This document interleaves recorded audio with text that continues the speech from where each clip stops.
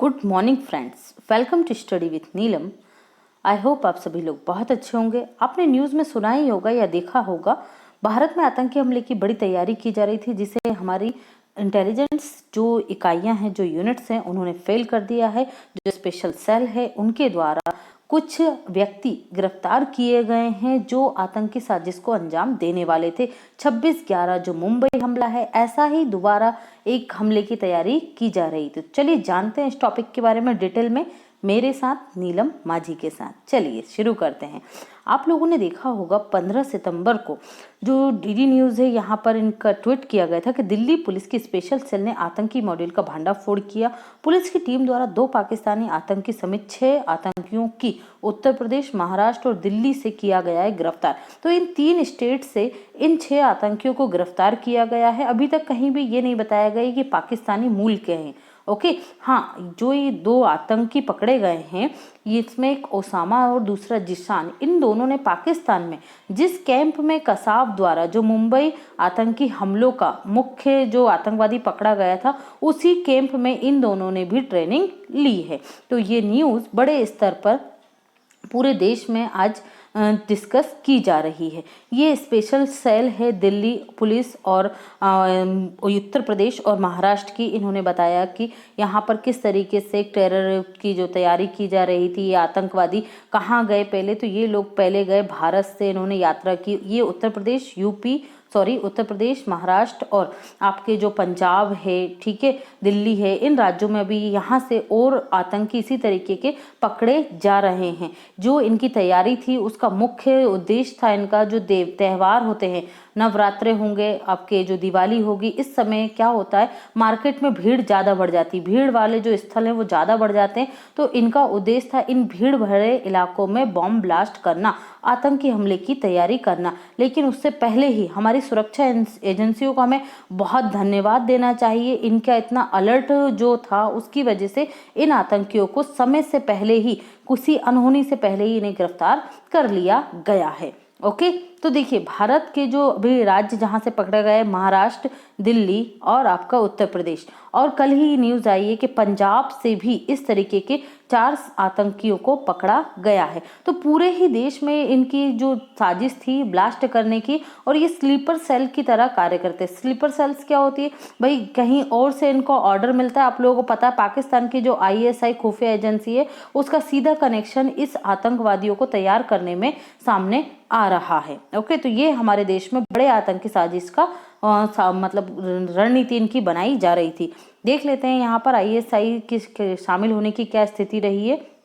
2 आरोपियों जिनमें ओसामा और जिसान दोनों के द्वारा पाकिस्तान में ट्रेनिंग लेने के बाद यह साजिश अंजाम दी जाने की कोशिश की जा रही थी। 2 बड़े राज्यों उत्तर प्रदेश और दिल्ली में भीड़ भरे इलाकों में रेकी की जा रही थी। महीनों से ये रेकी कर रहे थे। जिसान और जो ओसामा हैं, ये दोनों कहाँ गए थे? ये दोनों भारत से गए थे। ये है हमारा प्यारा देश भारत। ये भारत से गए थे कहाँ पर? ओमान भारत की एक फ्रेंडली कंट्री है। तो ऐसा नहीं है कि इन्होंने आतंकी की ट्रेनिंग ओमान से लिए। देखिए यहाँ पर क्या होता है, कोई भी व्यक्ति 26/11 हमले के बाद, जो आपने डेविड हेडली का नाम सुना होगा, USA का जो व्यक्ति था, उसने पहले भारत की कई दिनों तक यात्रा की। भारत की यात्रा के बाद वो फिर पाकिस्तान की यात्रा पर गया। इस तरीके से उसने ताज जो होटल है, मुंबई ब्लास्ट है, उसके सभी स्थानों की महीनों तक रेकी की थी। और ये हमारे बहुत बड़ा इंटेलिजेंस फेलियर था। तो उसी फेलियर को यहाँ पर दोबारा दोहराया जा रहा था। तो ये पहले कहाँ गए? ओमान गए। ओमान की कैपिटल क्या है? मस्कट। तो ये मस्कट गए पहले, और मस्कट से ये पहुंचे फिर पाकिस्तान। मतलब इन्हें लगा कि यहाँ से डायरेक्ट अगर ये पाकिस्तान की यात्रा करेंगे तो ये इंटेलिजेंस एजेंसी की निगरानी में आ जाते हैं। लेकिन इन्होंने कहाँ गए? ओमान गए। ओमान से फिर पाकिस्तान गए, और वहां जाकर इन्होंने ट्रेनिंग के जो आतंकी कैंप हैं उनमें ट्रेनिंग ली। ओके, और क्या उद्देश्य था? भीड़ भरे इलाकों में IED से ब्लास्ट करना। 2 आरोपी गिरफ्तार किए गए जिन्होंने ISI के जो ट्रेनिंग कैंप चलते हैं उनमें ट्रेनिंग ली थी। ओके, तो यहाँ पर कुल 6 आरोपियों को गिरफ्तार किया गया है जो इस साजिश में शामिल थे।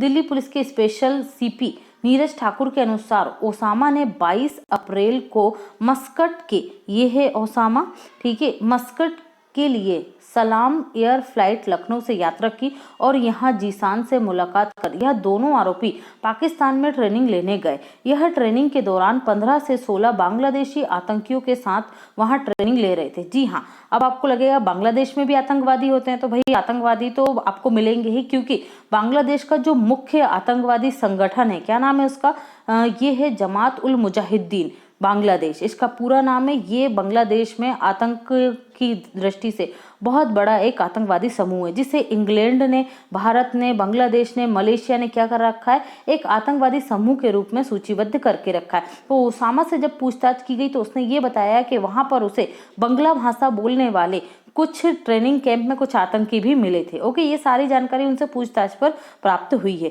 इस आतंकवादी समूह की विशेषता यह है कि यह छोटे छोटे बम बनाता है। कौन? जमात उल मुजाहिदीन बांग्लादेश। 17 अगस्त 2005 में इस आतंकवादी समूह ने बांग्लादेश में 300 स्थानों पर 500 बम गिराए थे। ओके, छोटे छोटे बम बनाए थे और सभी भीड़ भरे इलाके में, ऑलमोस्ट पूरे बांग्लादेश में इन्होंने 300 स्थानों पर, जो बांग्लादेश के जिले हैं उनमें से, मतलब लगभग 65 जिलों, जो 64 जिले हैं वहां पर से इन्होंने लगभग 63 जिलों में क्या करी थी, बम की सेटिंग की थी, जिससे 300 स्थानों को सिलेक्ट किया गया और 500 बम लगाए, जिसमें लगभग 100 से ज्यादा लोग घायल हो गए थे। और ये बांग्लादेश के इतिहास का सबसे बड़ा आतंकी हमला माना जाता है। और इसी तरीके की यहाँ पर इंडिया में भी इसी तरीके की साजिश को अंजाम देने की कोशिश की जा रही थी।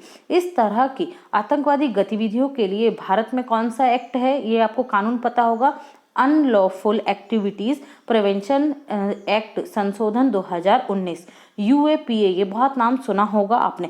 तो ये इस कानून के तहत क्या होता है, हमारी जो स्पेशल फोर्स है, एसटीएफ है या पुलिस है, जल्दी से कार्रवाई कर सकती है और इस तरीके की आतंकी घटनाओं को रोक सकती है। ओके, परंतु यूएपीए को United nation human rights commission, UNHRC, ठीक है, नाम सुना होगा आपने, इन्होंने हाल ही में, यूएनएचआरसी ने क्या कहा है कि ये यूएपीए है, इसका भारत सरकार द्वारा अत्यधिक और बेवजह का उपयोग किया जा रहा है। लेकिन आपको यहाँ पर समझना होगा कि आप या तो अपनी सुरक्षा देख लीजिए या फिर कुछ अधिकारों को देख लीजिए। आपको अपने देश की सुरक्षा, अपने लोगों की सुरक्षा के लिए कुछ हद तक इस तरीके के जो एक्ट होते हैं इसमें कुछ गड़बड़ियां होती हैं, लेकिन उसको पूरी तरीके से गलत कहना बहुत ही ज्यादा गलत होता है। ठीक है, तो यूनाइटेड नेशन यूएनएचआरसी ने क्या कहा है कि यूएपीए का भारत द्वारा बहुत ज्यादा गलत उपयोग किया जा रहा है, और यह भी कहा गया है कि भारत द्वारा इसका आवश्यकता से अधिक उपयोग किया जा रहा है। लेकिन ऐसा नहीं है, आप लोगों को खुद सोचना चाहिए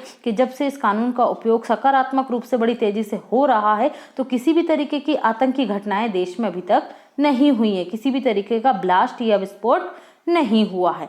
ओके, ये यूनाइटेड नेशन आउटलुक की आप रिपोर्ट देख सकते हैं। ठीक है, ये न्यूज़ में छपा था कि यूनाइटेड नेशन के द्वारा कहा गया है कि भारत द्वारा यूएपीए का सर्वाधिक उपयोग किया जा रहा है और नेसेसरी किया जा रहा है। यहाँ आपको एक बात बताना चाहती हूँ कि भारत से वो गए मस्कट, ओमान, और मस्कट से वो गए पाकिस्तान। तो ये किस तरीके से पता चला? देखिए, इसके लिए प्रधानमंत्री द्वारा एक नेशनल ग्रिड, ठीक है, राष्ट्रीय खुफिया ग्रिड तैयार की जा रही। इसमें एक एक व्यक्ति का डाटा तैयार किया जाएगा कि कौन व्यक्ति किस देश में गया, कब गया, उसकी एक देश में बार बार जो यात्रा करने का सीक्वेंस है वो कैसा रहा।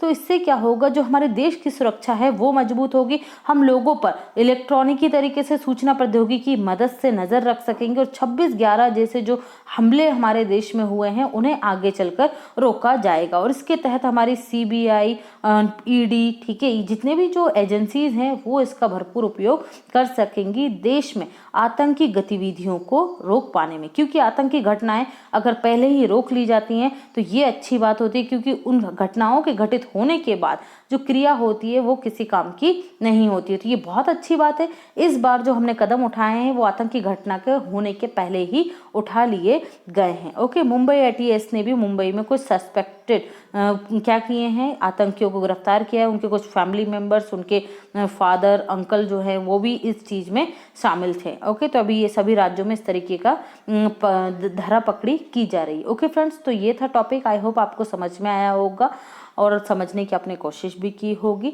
अगर आप हमारे चैनल पर पहली बार आए तो फटाफट से हमारे चैनल को सब्सक्राइब कर लीजिए, बेल आइकन प्रेस करना बिल्कुल ना भूलें।